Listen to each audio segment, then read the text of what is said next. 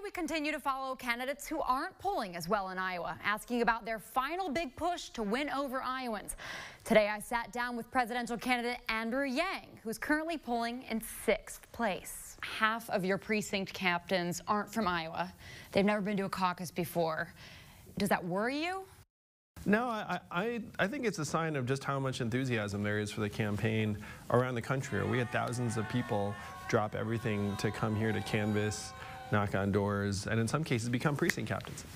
I, in fact, met a man who came from Los Angeles to campaign for you, and he was going around talking to people at the local coffee shops. I feel bad talking to people zero, but I do love talking about Yang. So. And you know what he told me? He said he's never been to one of your rallies, and he doesn't even care to meet you because if he's at one of your rallies, that's keeping him away from one more person who is Yang curious. I could take them from zero to knowing nothing, not even know what's going on. Why are these people in town from all over the country? Why do they care about the Iowa caucus? To I'm here, I'm volunteering for Yang. I want that $1,000 a month, and I want a better future for my country and my children.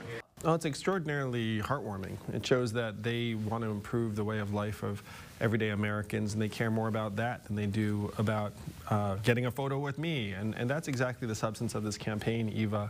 We have to make things work for the families right here in Iowa. So I think that person exactly understands what we're about. Families here in Iowa have a very hard work ethic. We work hard for our money, and some Iowans have referred to your freedom dividend as paying for votes. What would you say to that? Well, you have to look around what's happened here in Iowa. 30% of stores and malls are closing because Amazon is soaking up all the business, and they're paying zero in taxes. So this is getting the money that's leaving your communities back into your hands. Can you briefly explain the value-added taxes role in that?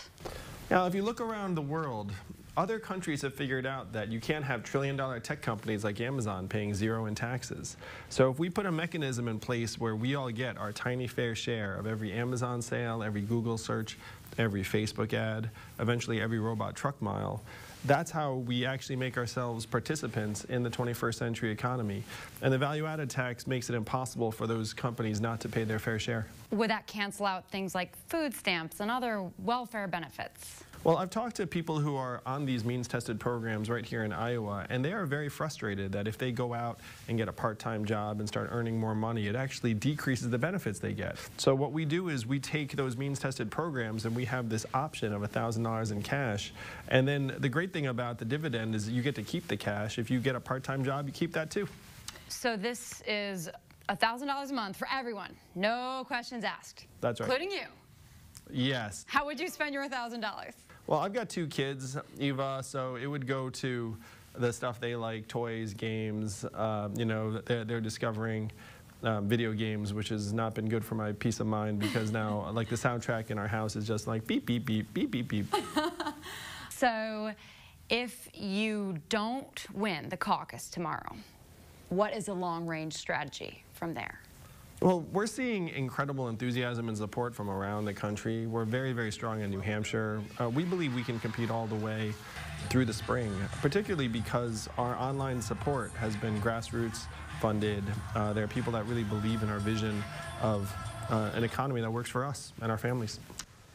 If Yang, however, does make it to the debate stage with President Trump come November, he told me, quote, he would destroy him on the debate stage.